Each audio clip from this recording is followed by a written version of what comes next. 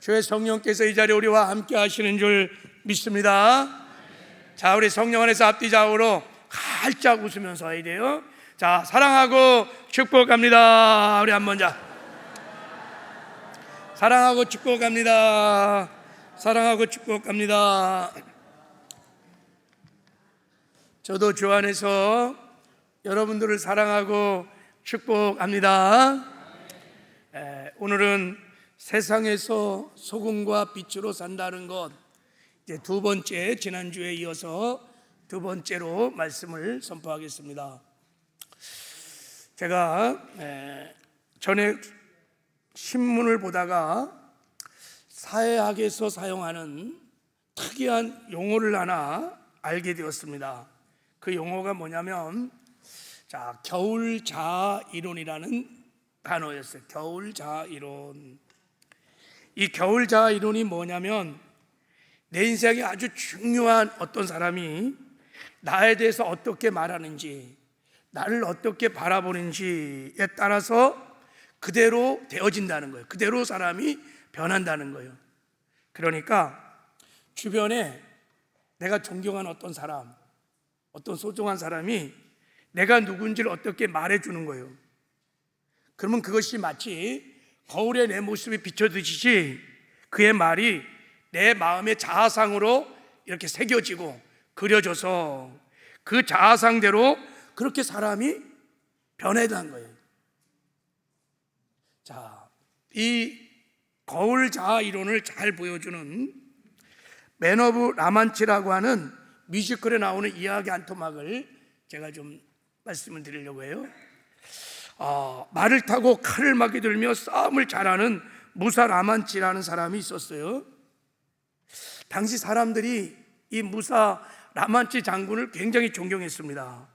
그래서 사람들의 소원이 하나가 뭐냐면 이 라만치 장군을 한번 보는 거예요. 그게 최고의 영광이었어요.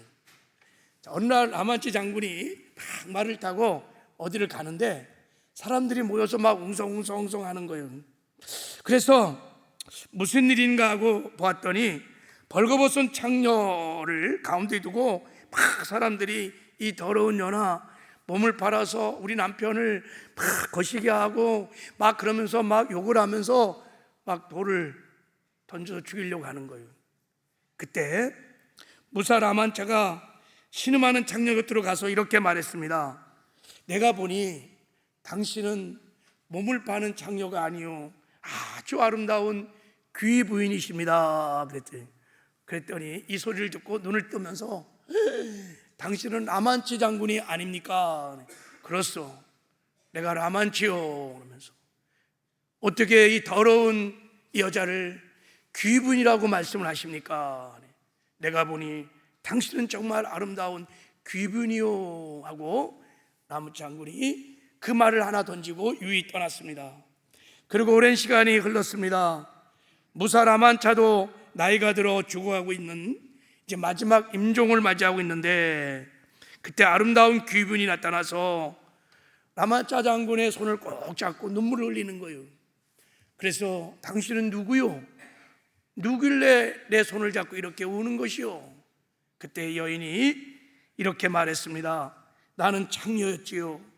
많은 남자들이 나를 멸시하고 죽이려고 할 때 당신은 나에게 귀분이라고 말해 주었지요. 그때 나는 생각했지요. 나도 아름다운 귀분이 될 수 있구나. 그날 당신의 말을 듣고 내 자화성은 바뀌었지요. 그 결과 오늘 당신의 말대로 나는 귀분이 되었답니다. 이게 거울 자아 이론이에요, 여러분. 사람은 어떤 중요한 사람이 내가 누군지를 말해주는 대로 그 말을 받아들이기만 하면 자화상이 그려진다는 거예요. 정체성이 확립되면 그 정체성대로 살기 시작하기 때문에 변한다는 거예요. 변한다는 거예요. 제가 이 거울 자아 이론을 보면서 사회학에서 이것이 검증된 이론이라고 그래요. 이것은 영적으로 우리가 믿을 만한 영적인 진리라는 생각을 해봤습니다. 왜냐하면 성경에도 이런 예가 굉장히 많이 있습니다. 사사기 6장 7장에 보면 기드온의 이야기가 나옵니다.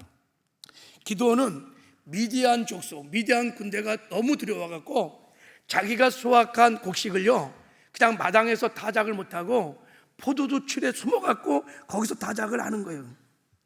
정말 겁쟁이 중에 겁쟁이요, 인생 패배자였어요. 그렇게 인생을 패배적으로 이렇게 살아가고 있는데 어느 날 기드온에게 여호와의 사자가 나타나서 이렇게 말했습니다. 큰 용사요, 여호와께서 너와 함께 하느니라, 이렇게 말했어요. 기드온이 깜짝 놀랐어요. 누구요? 누가 큰 용사예요? 저는 겁쟁인데요. 다시 하나님께서 너는 겁쟁이가 아니야, 너는 이 미디안 족속에서 이스라엘 민족을 구원시킬 큰 용사이니라. 그때 기드온이 자기가 누군지를 말씀해 주시는 하나님의 말씀을 받아들였습니다. 그리고 놀라운 역사가 일어났습니다. 정말 미디안 13만 5천 명을 물리치고 이스라엘을 구원시킨 큰 용사가 되었다는 것입니다. 여러분, 그래서 우리를 창조하신 하나님이 주 안에서 내가 누구인지를 말해주시는 자기 정체성을 깨닫고 정체성을 인식하며 사는 것은 너무너무 중요한 것입니다. 다른 사람이 아닌 나를 창조하신 하나님, 나를 구원하신 하나님이 네가 누군지를 말해주는 자기 정체성을 인식하면 인식할수록 우리의 삶에 놀라운 혁명적인 변화가 일어나게 된다는 것입니다. 할렐루야. 그래서 오늘 본문 말씀을 보면 예수님께서 하나님의 백성들의 윤리, 하나님 나라의 윤리를 가르치는 산상수훈을 말씀하시면서 팔복의 말씀을 한 다음에 바로 이어서 우리가 주 안에서 누구인지, 우리가 세상에서 누구인지, 우리의 정체성에 관한 말씀을 하시는 것입니다. 예수님께서 가장 중요한 그리스도인의 정체성 두 가지를 말씀하셨습니다. 세상에서의 우리의 정체성이에요. 이렇게 말씀하셨습니다. 너희는 세상의 소금이니 너희는 세상의 빛이라, 이렇게 말씀했어요. 이 말씀은 너희는 세상의 소금이 되거라, 너희는 세상의 빛이 되거라, 그렇게 하시는 말씀이 아니라 이미 너희는 세상의 소금이요 세상의 빛이라고 우리의 신분과 정체성을 선포하시는 말씀인 것입니다. 지난주에 예수님이 말씀하신 세상에서의 우리의 그리스도의 정체성을, 너희가 세상의 소금이라는 정체성에 대해서 말씀을 나눴습니다. 우리가 이 세상의 소금이라는 정체성에서 그리스도의 사명이 나오는 거예요. 그래서 우리 모든 그리스도인들은 소금이 부패한 음식에 들어가서 부패를 방지하고 간을 맞추어 맛을 내듯이 우리도 이 땅에 사는 동안에 우리는 어떻든 주님 오실 때까지 세상에 살 것입니다. 세상에 썩고 오염되고 부패한 세상에 들어가서 부패를 방지하고 그리고 어둠을 몰아내고 어둠 속에 방황하는 사람들을 여러분 주께로 인도하고 또 세상을 살맛나는 세상으로 바꿔가는 삶을 살아야 될 줄 믿습니다. 이게 우리 그리스도인의 사명이에요, 사명. 자, 오늘은 이제 두 번째 우리 신분과 정체성, 사명에 대해서 좀 나누려고 하는데, 주님이 두 번째 우리의 정체성을 세상의 빛이라고 말씀하셨어요. 자, 우리 한번 14절을 읽어보겠습니다. 시작. 너희는 세상의 빛이라. 산 위에 있는 동네가 숨겨지지 못할 것이요. 너희는 세상의 빛이라. 이 말씀도 동일하게 너희가 세상의 빛이 되거라 이렇게 말씀한 것이 아니에요. 이미 너희는 세상의 빛이야 라고 우리의 신분과 정체성을 주님이 지금 선언하고 계신 것입니다. 그것도 너희는 세상의 빛이라는 말을 보면, 원문을 보면 빛 앞에 터라고 하는 정관사가 붙어 있습니다. 무슨 말이냐면 너희는 세상의 어둠을 밝히는 유일한 빛이라는 것입니다. 여러분, 오직 그리스도의만이, 교회만이 어두운 세상을 밝힐 수 있는 유일한 존재라는 것입니다. 그러므로 주님이 가르쳐 주신 정체성을 우리가 자각하면 우리가 이 세상에서 어떻게 살아야 될지가 나옵니다. 우리는 세상으로 나가야 합니다. 교회 안에만 있지 말고 세상으로 나가서 일어나 빛을 발하면 세상의 어둠이 떠날 것입니다. 세상의 어둠을 밝힐 것입니다. 그리고 그 어둠 속에 방황하는 많은 영혼들을 생명의 길로 인도하게 될 것입니다. 그게 바로 저와 여러분의 그리스도인의 사명인 것입니다. 자, 우리 사랑하는 모든 서울순복의 성도님들이 이 빛의 사명을, 소금의 사명을 감당하는 저와 여러분 되기를 주님의 이름으로 축복합니다. 할렐루야.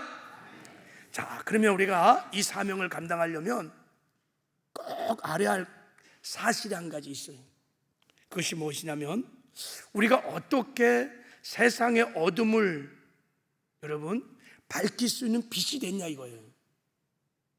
왜 어떻게 세상의 부패를 막는 소금이 될 수 있었냐는 거예요. 일단 이 정체성에 대해서 우리가 눈이 열리고 믿어지는 은혜가 있어야 돼요.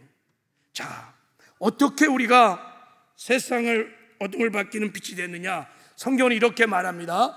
자, 같이 한번 읽어볼게요. 시작. 너희가 전에는 어둠이더니 이제는 주 안에서 빛이라. 빛의 자녀들처럼 행하라. 그랬어요.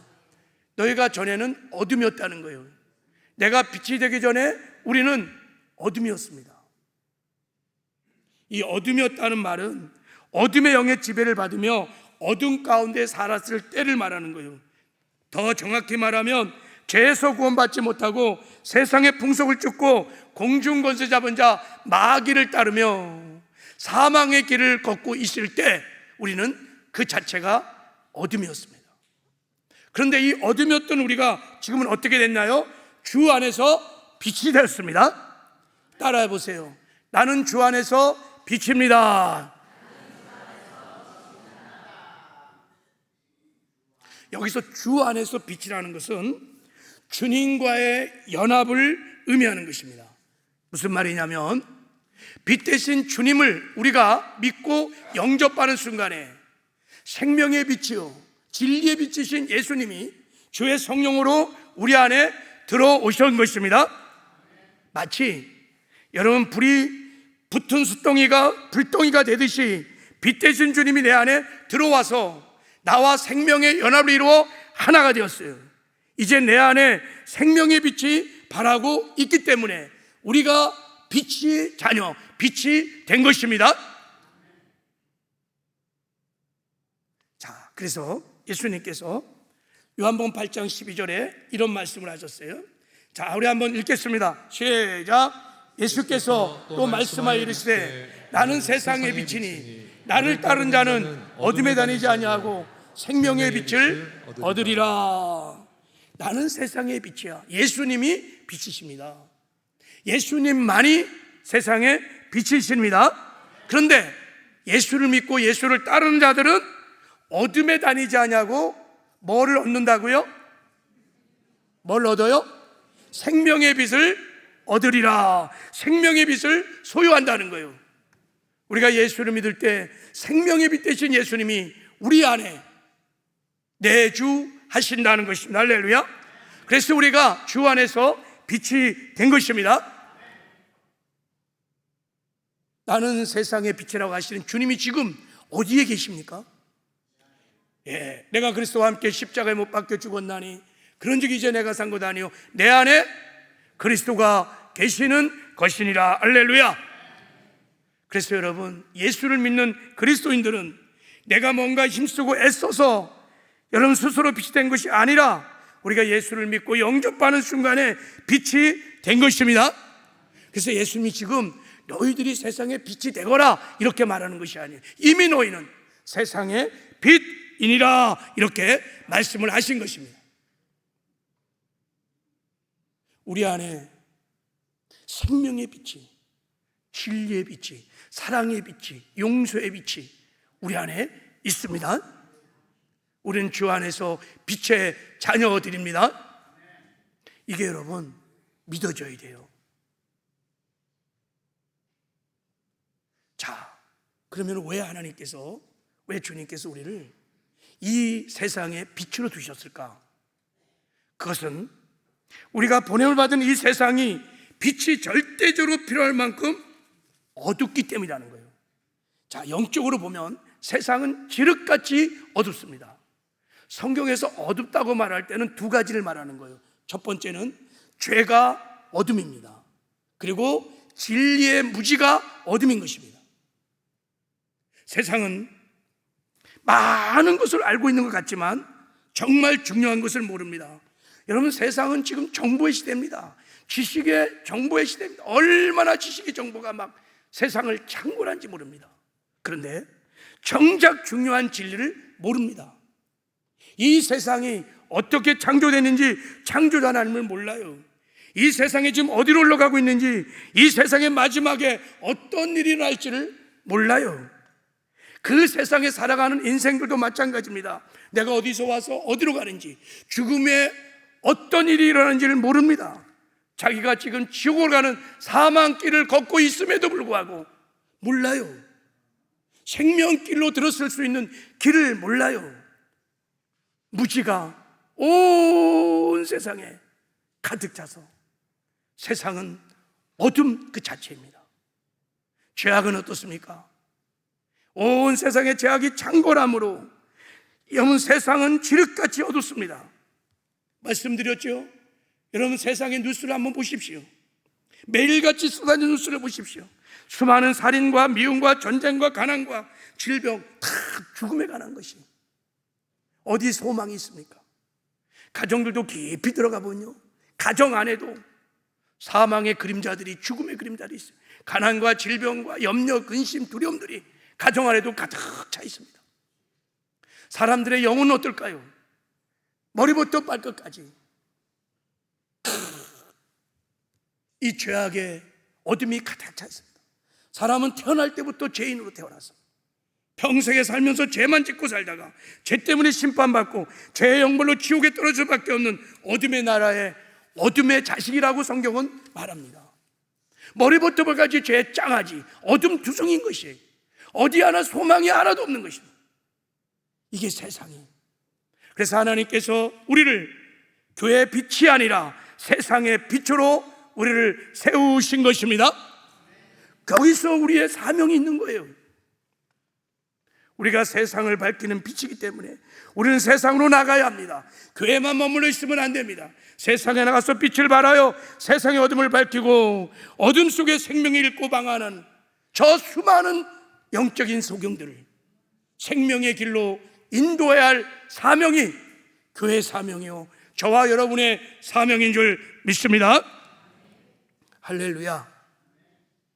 우리 앞뒤 좌우로 당신은 세상의 어둠을 밝히는 빛입니다 한번 축복하시겠습니다.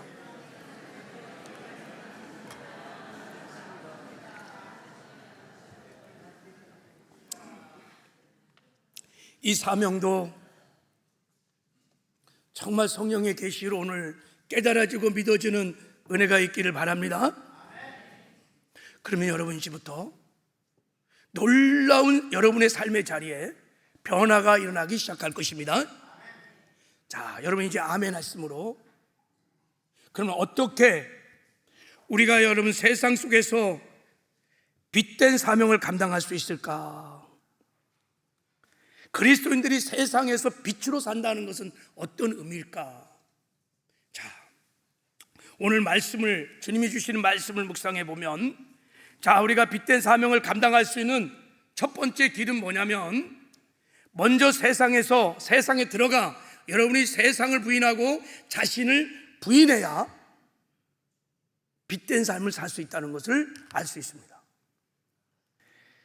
마치 소금이 녹아져서 짠맛을 내듯이, 소금이 녹아지고 스며들어야 짠맛을 내듯이, 내가 깨어지고 낮아지고 부서지고 내가 죽을 때 내 안에 계신 주님의 빛이 드러나는 것입니다. 내가 세상을 밝히는 빛이 아니고 내 안에 계신 주님이 빛이므로 내가 깨어져야 돼요. 나를 부인해야 돼요. 내 욕심, 내 완고한 생각들, 고집들, 이기적인 생각들이 다 죽어야 주님의 말씀에 그리고 순종해야 주님이 나를 통해서 그 영광의 빛이 드러날 수 있다는 것입니다. 할렐루야. 그래서 예수님께서 우리가 빛된 사명을 감당하라고 이제 이렇게 말씀을 하시는 거예요. 자, 우리 14절을 읽겠습니다. 14절 시작. 너희는 세상의 빛이라. 산 위에 있는 동네가 숨겨지지 못할 것이요. 이렇게 말했어요. 산 위에 있는 동네가 절대 숨길 수 없다는 거예요. 다 드러난다는 거예요. 여러분, 예수님 당시에 팔레스타인 땅의 동네는, 도시는 주로 산 위에 건설됐습니다.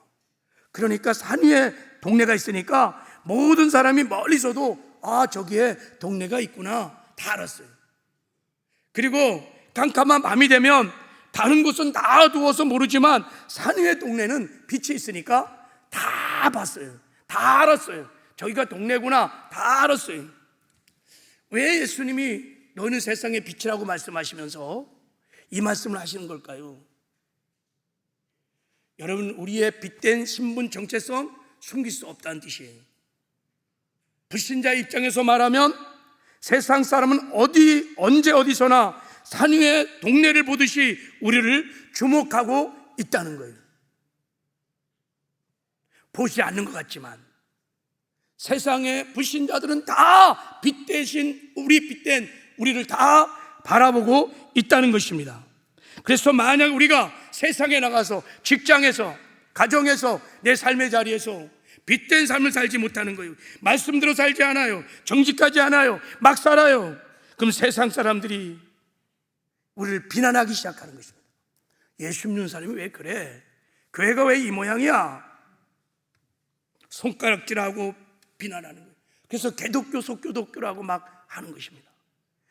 우리 안에는 주님의 영광을 나타나기는커녕 하나님의 영광을 가리는 수치와 부끄러움을 당할 수 있다는 것을 주님이 지금 말씀하고 있는 것입니다. 여러분, 코로나 끝난 이후에 국민일보에서 여론조사를 통해서 대한민국 사람들이 교회를 어떻게 생각하는지 대국민 이미지 조사를 했습니다. 선문 결과 한국교회 신뢰도가 18.1%입니다. 그것은 무엇을 말하냐면 한국 사람의 10명 중에 8명이 크리스찬들 믿을 수 없다는 거예요. 교회 믿을 수 없다는 거예요. 신뢰가 안 된다는 거예요. 그래서 싫다는 거예요. 18.1%입니다. 이 설문조사에 기독교의 호감도는 바닥입니다. 완전 바닥이에요. 모든 종교에 이단 빼놓고 바닥을 쳤습니다. 천주교가 최고, 불교 쭉 내려가서 기독교가 25.6%. 굉장히 충격적입니다. 왜 그랬을까? 왜 이렇게 기독교의 신뢰도가, 크리스찬에 대한 신뢰도, 호감이 이렇게 여러분 마치 더 보듯이 막 똥 씻는 마음으로 교회를 바라볼까 사람들이? 제가 보기에 참 부끄럽지만 이 말씀을 가지고 해석해 보면 우리가 세상에서 누구인지 우리 정체성에 대한 인식이 너무 약한 거예요. 내가 세상에서 이렇게 살면서 내가 세상의 소금이라는 빛이라고 하는 정체성이 너무 빈약한 거예요. 알더라도 그런 인식이 너무 약하기 때문에 소금의 역할을, 빛의 사명을 감당하지 않는 거예요. 오늘 직장을 들어가면서 그래 나는 세상의 어둠을 밝히는 빛이야, 부패한 세상을 밝히고 막고 살맛 나는 세상으로 만드는 소금이야, 이런 자기의 정체성을 자각하고 나와 함께 하신 주님과 함께 동행하며 직장생활을 해야 되는데 그런 인식이 전혀 없다는 뜻이에요. 그래서 이 데이터가 사실은 그것을 우리에게 말해주고 있는 것입니다. 그래서 예수님께서 왜 너희들이 빛의 자녀인데 내 안에 어마어마한 영광의 빛이 내 안에 있는데도 불구하고 이 빛이 드러나지 않니? 왜 빛된 사명을 감당하지 못하는지를 이제 15절에서 말씀하시는 거예요. 자, 우리 한번 15절을 읽어보겠습니다. 15절 시작. 사람이 등불을 켜서 말 아래 두지 아니하고 등경 위에 두나니 이러므로 집안의 모든 사람에게 비치느니라. 사람이 등불을 켜는 이유는 비추기 위해서 하는 거예요. 그래서 등경에 들어서 온 집안에 비치는 것이 이게 정상인 것입니다. 그런데 등불을 켜갖고 말 아래 두는 경우가 있다는 거예요. 말 안에 두는 경우가 있다는 거예요. 이때 말은 달리는 말이 아닙니다. 대박이에요, 대박. 곡식을 이렇게 곡식의 양을 측량하는, 알죠? 대박이죠? 이 둥근 대박, 이걸 말이라 그래요. 큰 대박을 말하는 것입니다. 그러니까 등경에 여러분 등불을 켜갖고 이 말로 딱 덮어버리는 거예요. 그러면 여러분 아무리 빛이 바라는 빛이라도 다 차단되는 거예요. 자, 예수님께서 이 말씀을 하시는 의도가 무엇입니까? 오늘날 우리에게도 내 안에 생명이 비친 예수님이 있음에도 불구하고 그 생명의 빛을 가로막는, 그 빛을 온전히 드리지 못하게 하는 나만의 대박이 있다는 거예요. 그게 뭘까? 간단합니다. 자기의 유익만을 추구하는 욕심들, 탐욕들, 자기만의 완고한 고집들, 나 하나밖에 모르는 이기적인 생각들, 주장들, 이런 육신의 소욕들이 내 안에 계신 찬란한 영광의 빛, 생명의 빛을 드러내지 못하게 하는 막는 대박인 것입니다. 거기에 다 갇혀 있는 거예요. 나의 이기적인 욕심과 생각에 다 갇혀 있어서 어마어마한 생명의 빛이 내 안에 있음에도 불구하고 세상에 나가서 빛이 나가질 않는 거예요. 그래서 여러분, 우리가 이 빛된 삶을 살려면 여러분 우리 안에 있는 욕심을 깨트려주고 버리고, 우리 육신에 속한 모든 정욕을 깨트리고 버리고 지우고 내 대박을 다 부숴버려야 돼요. 부인해야 돼요.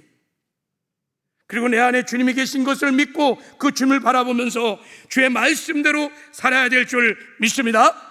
그러면 그때 비로소 내 안에 계신 생명의 빛이 바래지기 시작하는 것입니다. 할렐루야. 자기를 부인하지 않고는 빛된 삶을 살 수 없습니다. 우리의 영광스러운 찬란한 영광, 주님의 영광을 막는 것이 내 자아입니다.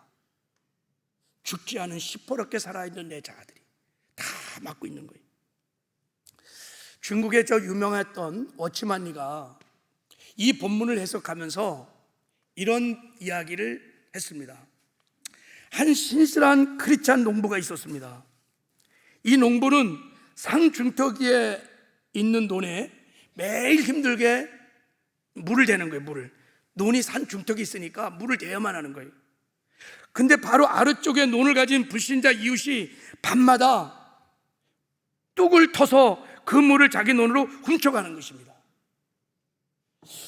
물을 대면 물이 빠져있고 대면 빠져있고, 지켜봤더니 이 밤에 몰래 와갖고 뚝을 터갖고 물을 다 빼가는 거예요. 너무 괘씸하고 너무 막 화가 났어요. 근데 그리스도인이니까 싸울 수도 없고 그때 주님을 바라봤습니다. 그리고 기도했습니다. 주님, 제가 참았으니 잘한 것 아닙니까?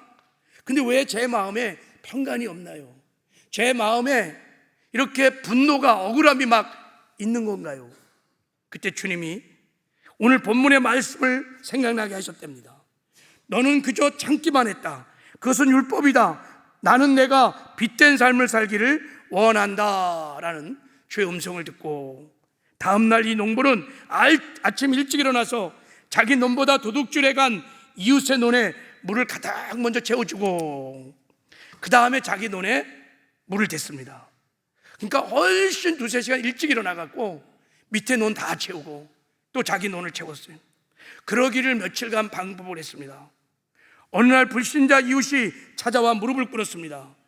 도대체 당신이 믿는 예수는 누구이십니까?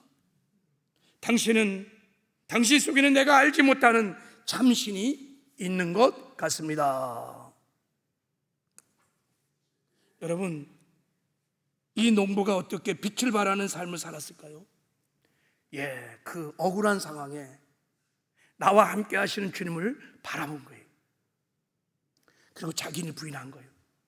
나 나밖에 모르는 내 생각, 억울한 마음, 상한 감정을 다 부인하고 주님의 음성을 따라 순종함으로 그 안에 있었던 생명의 빛이 막 드러난 순간에 그 부신 이웃이 그 영광을 보고 주께로 돌아오는 구원의 역사가 일어나게 된 줄 믿습니다. 만약에 이 농부가 세상의 이치를 따라서, 세상의 윤리와 도덕을 따라서 그냥 미워하고 억울한 대로 막 싸우고 그랬다면 빛이 드러나지 않았을 것입니다. 자기를 부인했기 때문에 그 농발했던 예수님의 영광이 드러날 수 있게 된 줄 믿습니다. 그래서 예수님이 말씀하셨어요. 누구든지 나를 따르거든 자기를 부인하고 자기 십자가를 지고 나를 따를 것이니라 그랬어요. 누구든지 나를 따르거든, 누구든지 세상에 너희들이 빛된 삶을 살기를 원한다면 자기를 부인해야 된다는 거예요. 주님의 빛을 가리고 있는 욕심, 이기적인 생각들, 고집들, 내 주장들, 내 생각들 다 부인하셔요. 그래야 내 안에 계신 주의 영광이 드러나고 나타나게 될 줄 믿습니다. 이어서 주님께서 이제 우리가 어떻게 세상에서 이 빛의 사명을 감당할 수 있는지, 첫 번째는 너 자신을 부인해야 되고, 두 번째는 이렇게 말씀했습니다.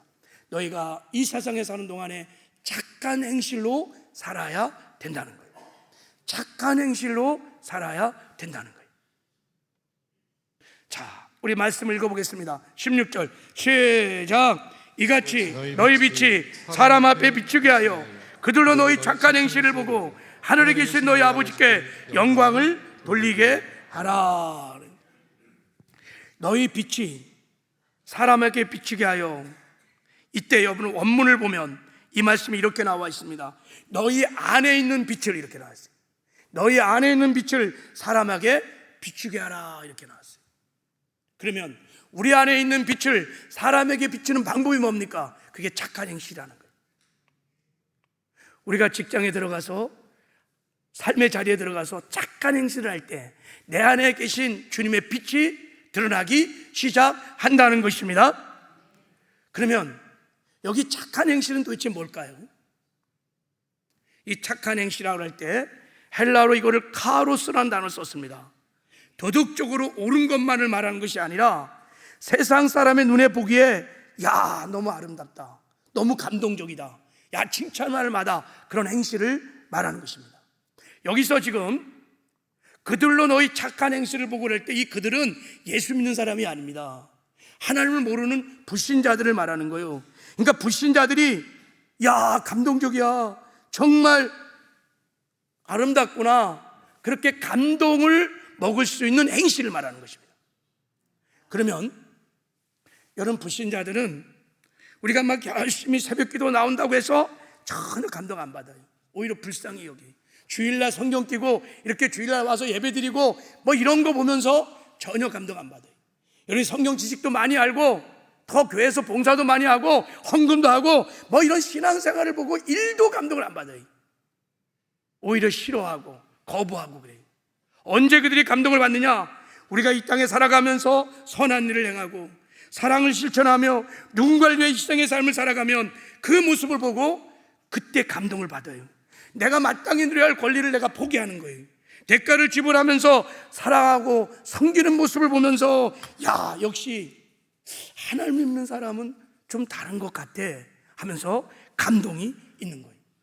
그렇게 예수님이 지금 착한 행실을 말씀하신 것은 우리가 주님의 사랑으로 세상 사람들을 사랑하고 섬기는 삶을 말하는 거예요. 내가 희생을 하여 다른 사람의 필요를 채워주는 아카페 사랑을 말하는 것입니다. 그럴 때 우리 안에 영광이 나타난다는 것입니다. 그러므로 여러분, 우리가 착한 행실을 통해서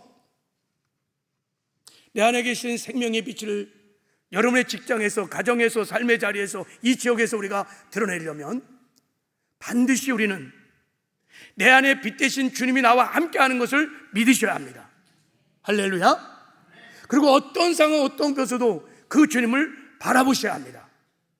그리고 자기를 철저히 부인하고 내 생각, 내 뜻, 내 고집, 욕심 다 내려놓고 여러분, 예수님처럼 살아야 합니다. 예수님처럼 사랑하고 예수님처럼 용서하고 예수님처럼 섬기면서 그렇게 살아갈 때 그 착한 행실을 통해서 내 안에 계신 주님의 영광이 나타나게 될 줄 믿습니다.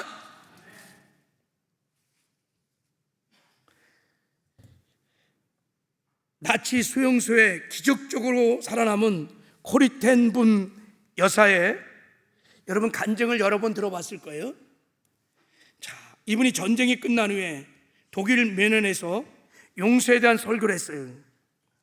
자, 예배가 막 끝날 쯤에 한 남자가 다가왔답니다. 그는 누구였냐면 자기를 수용소에서 강간하고 코리텐 분 언니를 잔인하게 죽게 만들었던 악명 높은 간수였대요. 그 간수가 그 예배에 참석한 거예요. 그리고 자기에게 다가와서 나를 용서해달라고 손을 내민 거예요. 그때 코리텐 분 이 여사가 순간 피가 막 거꾸로 쏟아오면서 온몸이 막 부들부들 떨렸대요.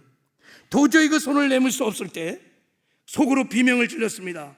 예수님, 저는 저 사람을 절대 용서할 수 없습니다. 저 사람을 죽이고 싶을 마음뿐입니다. 막 몸부림치고 있는데 주를 바라보는데 주의 음성이 들려왔어요. 코리아, 너는 할 수 없어. 그러나 내가 할 수 있다. 네 손을 나에게 빌려다오. 나는 죽었어요. 내 안에 주님이 사시니 네 손을 빌려다오. 그래서 주님께 맡겼어요. 그리고 손을 내밀었습니다. 내가 형제님을 용서합니다. 그때 그 표현에 의하면 자신의 어깨에서 발을 타고 그 남자에게 흘러가는 사랑의 빛, 용서의 빛이 막 느껴졌다는 거예요. 코리텐 분 여사가 한 것이 아닙니다. 자기를 부인하고 주를 바라볼 때 코리텐 분 여인의 그 안에 있었던 예수님께서 친히 사랑의 빛을, 용서의 빛을 여러분 흘러내리게 한 줄 믿습니다. 이게 여러분 빛된 삶을 산다는 것입니다. 어느 교회 집사님이 회사의 임원으로 일을 했답니다. 임원은 굉장히 높은 직업이죠. 그러니까 옛날에는 임원들에게 기업 카드를 줬대요. 그러니까 판공비를 쓰라고 기업 카드를 줬대요. 그래서 이 기업 카드를 가지고 공적인 일만 써야 되는데 자기가 막 사적인 일을 막 쓴 거예요. 이 기업 카드를 가지고. 어느 날 설교를 듣는데 너는 세상의 소금이요 세상의 빛이라, 뭐 이런 말씀을 들으면서 내가 빛된 삶을 살지 못했구나, 소금의 삶을 살지 못하구나. 그래서 깨달음이 오고 회개를 했대요. 그래서 내가 지금까지 사적으로 썼던 이 기업 카드를 가지고 계산해 봤더니 7천만 원 정도가 됐대요. 그래갖고 그것을 다 모아서 통장에 넣어서 사장님에게 찾아간 것입니다. 사장님, 제가 기업 카드를 가지고 임원으로서 공적인 데만 쓴 것이 아니라 사적으로 썼습니다.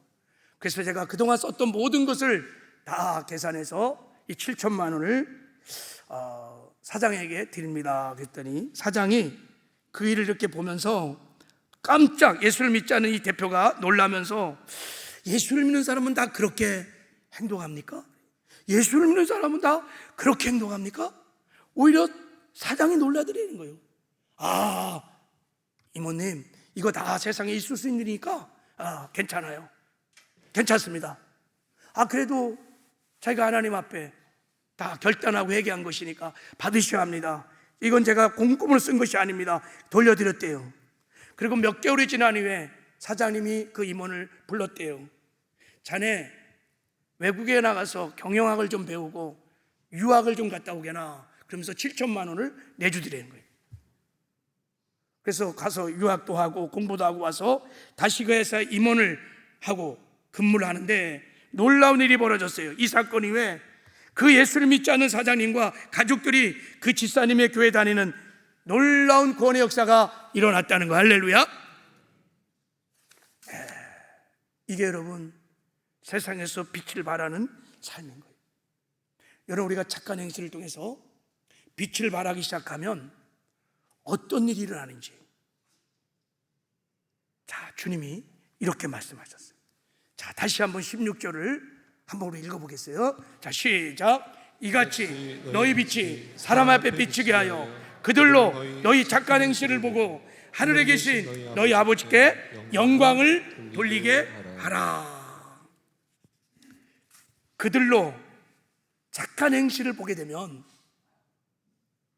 그들이 하늘에 계신 너희 아버지께 영광을 돌리게 하라. 돌리게 된다는 거예요. 이게 무슨 말입니까? 이때 여러분, 영광을 돌리다는 이 말은 헬라어로 독사조라는 헬라 단어인데 단순히 칭찬하고 박수를 드리는 게 아니라 어떤 대상자의 본질적인 가치와 위엄을 인정하고 그 앞에 무릎을 꿇고 그를 경배하다, 이런 뜻이에요. 그럼 여러분, 이 불신자들이 하나님께 영광을 돌리는 길이 뭘까요? 그게 딱 한 가지가 있어요. 그게 뭐냐면 그들이 구원을 받게 되면 그들이 하나님께 영광을 돌리게 되는 것입니다. 이게 하나님이 받으신 최고의 영광입니다. 그러므로 불신자들이 착한 행실을 보고 영광을 돌리라고 하시는 주님의 말씀은 너희들의 착한 행실을 통해서 주님의 영광이 드러나게 하라는 것입니다. 어둠 속에 있는 세상 사람들이 그 영광을 보고, 글로리, 빛을 보고 하나님께로 돌아와서 구원을 받게 하라는 것입니다. 이게 교회의 사명이요, 이것이 그리스도인의 사명이라고 주님이 지금 말씀을 하는 것입니다. 그렇습니다. 여러분, 세상 사람들은 영적인 눈이 멀어서 하나님을 직접 볼 수 없습니다. 그들이 볼 수 있는 것은 오직 성도들인 저와 여러분의 삶을 보는 것입니다. 성도가 희생하고 용서하고 사랑하는 아름다운 행실을 보여줄 때 그들은 감동을 먹는 거예요. 저 사람 안에 도대체 누가 계신가? 저 사람이 믿는 예수는 누구인가? 저 사람이 믿는 하나님은 도대체 누구인가? 감동을 받으며 마음이 열리는 거예요. 그때 마음이 열릴 때 복음이 들어가서 그들이 구원받는, 죄악에서 건짐을 받는 구원의 역사가 일어나는 줄 믿습니다. 여러분, 이런 사건들이 우리의 삶에 참 많이 일어났어요. 한 가지 간증을 하고 마치겠어요. 제 간증이 아니라 그 유명한 사랑의 원자탄 손양원 목사님 간증인데, 오늘은 손양원 목사님 이야기를 할 것이 아니라 손양원 목사님이 양아들로 입양을 했던 안재선이라는 사람을 좀 나누려고 합니다. 이분이 안재선입니다. 이분이 누구냐면 손양원 목사님의 두 아들 동인이와 동신을 찔러 죽인 사람입니다. 그가 체포돼서 사형 선고를 받고 감옥에 갇혔을 때 손양원 목사님이 찾아가서 저를 용서하고 저를 석방시켜 주십시오, 내 양아들로 삼겠습니다. 그래갖고 석방이 되었어요. 안재선이 풀려난 다음에 이때부터 문제가 생기기 시작했어요. 도무지 이 안재선이라는 이 친구가 이해가 잘 안 되는 거예요. 너무 괴롭고 너무 고통스럽고 도대체 설명할 수 없는 손양원 목사님의 저 착한 행실이 이해가 안 되는 거예요. 미칠 정도로. 이게 도대체 미친 것인가? 아니면 신인가? 고민하다가 진리의 빛이 비춰진 거예요. 그 영광을 본 것입니다. 그리고 안재선이 손양원 목사님에게 와서 이렇게 고백했기 때문이다. 내가 목사님을 보니 하나님이 살아계신 것을 알게 되었습니다. 하나님이 살아계신 것을 믿게 되었습니다. 목사님이 믿는 예수를 나도 믿겠습니다. 사랑의 원자탄이 터진 거예요. 그래서 신학교에 가서 목사가 되어서 사람을 죽이는 손이 복음을 듣고 살려면 살리는 손으로 바뀌어졌습니다. 근데 여러분, 손양원 목사님의 착한 행실을 통해서 드러났던 하나님의 그 영광이 이것으로 끝난 게 아니에요. 오고 가는 많은 세대들이 손양원 목사님이 터뜨린 사랑의 원자탄, 그 하나님의 영광을 보고 많은 사람들이 죽기로 돌아오는 구원의 역사가 일어났어요. 이분이 누구냐면 손양원 목사님이 양으로섰던 안재선의 아들입니다. 그러니까 손양원 목사님의 손자죠. 이분이 할아버지의 그 착한 행실을 보고 하나님을 만났어요. 예수를 믿었어요. 그래갖고 어디를 갔느냐? 저 아프리카 여러분 구른디라는 곳을 선교사로 나갔습니다. 거기 가서 똑같이 한센병, 문둥병자 환자를 치유하고 돌보고 사랑하는 삶을 사는 거예요.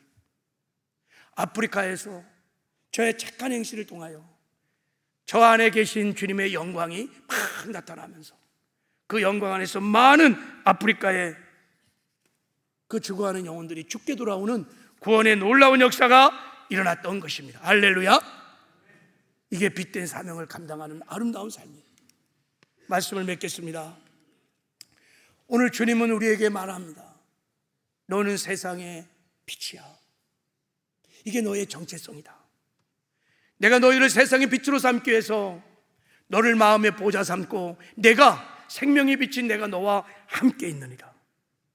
우리의 정체성을 우리가 깨닫게 되면 이제 우리는 세상에 들어가서 빛을 발하여 세상의 어둠을 밝히고 어둠 속에 방하는 사람들을 생명의 길로 인도하는 사명을 감당해야 될 줄 믿습니다. 여러분, 이 사명을 감당하려면 이제 일어나셔야 합니다. 자, 하나님이 말씀하십니다. 자, 일어나 빛을 발하라고 말합니다. 일어나야 됩니다. 만약에 빛의 자녀들이 주저앉으면 절대 빛을 발할 수 없습니다. 절망의 자리에 주저앉고, 여러분 미움과 분노의 자리에 주저앉고, 탐욕과 욕심의 자리에 주저앉으면 절대 내 안에 영광스러운 빛이 아무리 가득 차 있어도 빛을 발할 수가 없습니다. 그래서 하나님 말씀하십니다. 일어나라는 거예요. 절망의 자리에서 일어나서 빛을 발하여 소망의 빛을 비추라는 것입니다. 미움과 분노의 자리에서 일어나서 여러분 용서의 빛을 비추라는 것입니다. 탐심과 욕심의 자리에서 일어나서 사랑의 빛을 비추라는 것입니다. 할렐루야. 우리가 일어나 빛을 발하기 시작하면 먼저 내 안에 있는 어둠이 떠나기 시작합니다. 어둠의 영들이 떠나기 시작합니다. 치유와 회복의 역사가 일어나기 시작합니다. 어둠 속에 죽었던 영혼들이 죽게로 돌아오는 놀라운 구원의 생명의 역사가 일어납니다. 일어나 빛을 발하라. 주의 음성을 듣고 다 일어나 빛을 발하는 저와 여러분 되기를 주님의 이름으로 축복합니다. 자, 우리 한번 이 시간에 찬송 한 장 부르고 말씀 붙들고 한번 기도하는 시간을 가지려고 하는데, 자, 이 찬양을 그냥 부르면 안 돼요. 내 안에 생명의 빛, 진리의 빛이 있는, 나는 주 안에서 빛의 자녀라는 자기의 정체성을 확신하고 부르는 찬양입니다. 하나님, 이때부터 내가 이제 일어나 빛을 발하는 아름다운 삶을 살겠습니다. 우리 결단하는 마음으로 이 찬양을 부르고 우리 한번 준비하신 예물도 이 시간에 드리고 우리 말씀 붙들고 함께 기도하는 시간을 좀 가졌으면 좋겠습니다.